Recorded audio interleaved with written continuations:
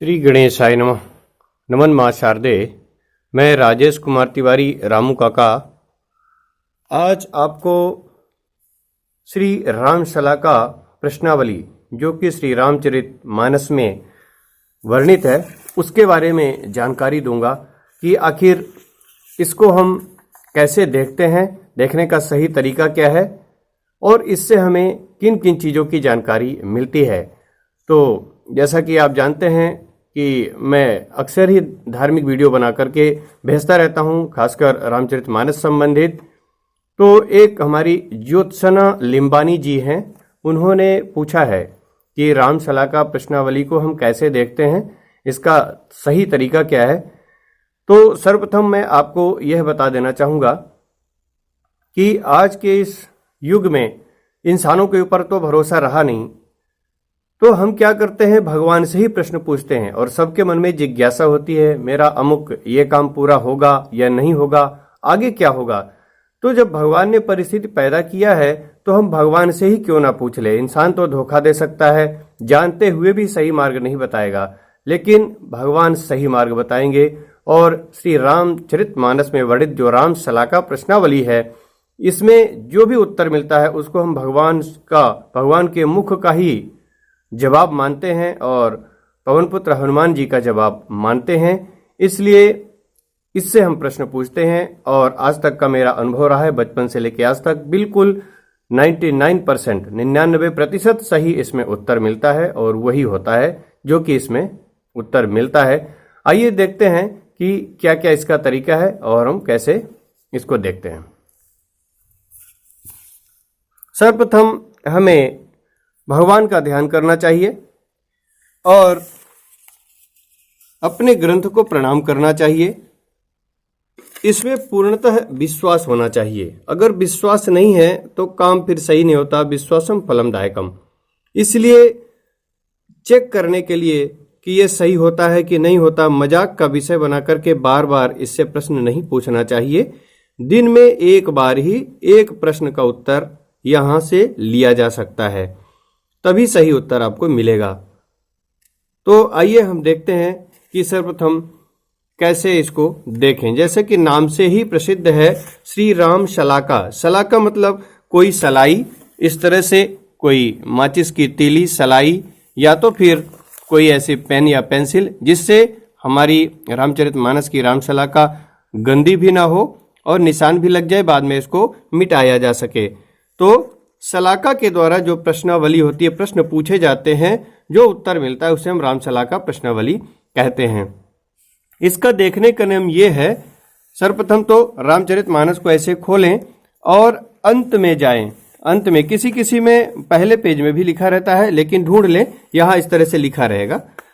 तो इस पेज को खोलें और अपने इष्ट देवता का ध्यान करें, आंख बंद करें और साथ में जो भी आपका प्रश्न है, आप क्या जानना चाहते हैं, और बिल्कुल उस प्रश्न को देखते हुए अपने इष्ट देवता का ध्यान करते हुए आंखें बंद करें और ऐसे कहीं भी घुमाएं, आंखें बंद करके शलाका को या पेंसिल को, और कहीं भी उठा करके रखते हैं, जैसे कि मैं अभी कर रहा हूं। ये मैंने यहां रख दिया तो मेरा कॉलम आया का, ये कु आया, तो हम यहां पर ऐसे थोड़ा सा डॉट लगा लेते हैं ताकि हमें भूले ना। अब यहीं से हम आगे गिनती शुरू कर देते हैं 9 तक। 1 2 3 4 5 6 7 8 9। इसमें आया बे अक्षर, तो पहले आया था कु, अब आ गया बे। तो हम एक कागज में लिखते जाते हैं। अब यहां हम लिख लेते हैं कु, फिर आया 9वां अक्षर बे। अब फिर बे से आगे ये जो बे आया था, इससे आगे फिर 9 गिनती करते हैं 9 कोष्टक में। 1 2 3 4 5 6 7 8 9। यहां आया रा, तो हम रा लिख लेते हैं। फिर आया रा के बाद कौन सा आया, 1 2 3 4 5 6 7 8 9।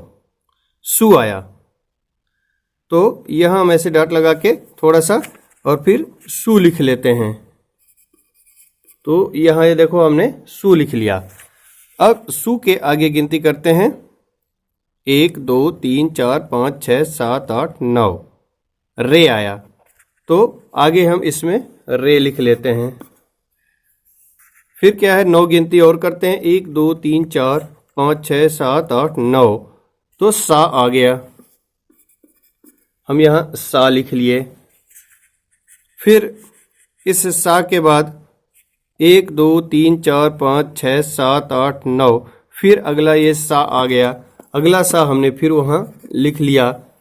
फिर इससे गिनती करते हैं 1 2 3 4 5 6 7 8 9। मी आ गया, तो मी लिख लिया हमने। फिर 1 2 3 4 5 6 7 8 9। रा आया, तो रा लिख लिया हमने, रा। फिर आया 1 2 3 4 5 6 7 8 9। फिर दूसरा रा आ गया, 1 2 3 4 5 6 7 8 9। ना आ गया, 1 2 3 4 5 6 7 8 9। सा आ गया, 1 2 3 4 5 6 7 8 9। अन्नमु, ये पूरा दोनों लिखा जाएगा, आधा ना और मुंह। फिर आगे देखिए क्या आता है, 1 2 3 4 5 6 7 8 9। ख। यहीं से चौपाई का आप अंदाजा लगा सकते हैं। आधी चौपाई बन गई। लगभग 20 बार करने से आपकी पूरी एक चौपाई बनती है। 10 बार भी करेंगे तो आधी चौपाई बन जाएगी। 10 बार यही गिनती करना है। तो अभी देखिए इसमें क्या बना। इसको अगर हम सबको जोड़ देंगे, एक खिलाइन ऐसे बना देंगे। ये क्या बन गया, कुबेर। ये क्या बन गया, सुरेश। और ये क्या बन गया, समीरा, है ना। ये बन गया रन, और ये बन गया सन्मुख। देखिए, कुबेर, सुरेश, समीरा, रन, सन्मुख। अब इस तरह से शब्द कौन सी चौपाई में आते हैं, तो नीचे इसमें सभी चौपाइयां लिखी हुई हैं, उनमें हम देख लेते हैं। तो ये है उत्तर, ये उत्तर वाली चौपाई है, काले अक्षरों में लिखी हुई है। ये अब इसमें से हम देखते हैं कि जो हमारा ये शब्द है कुबेर, सुरेश, समीरा, किस में मिल रहा है। तो देखिए,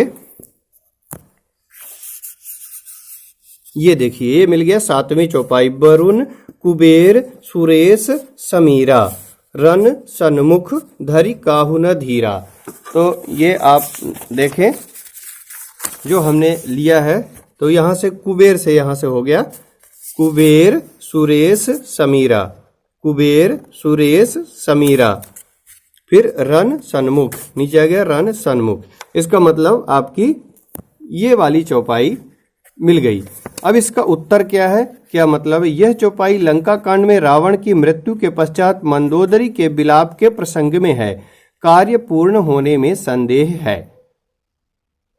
मतलब जो मैंने सोचा था, जो भी कार्य अपने मन में रख करके प्रश्न किया था भगवान से, उसका हमें उत्तर ये मिला है कि कार्य पूर्ण होने में संदेह है।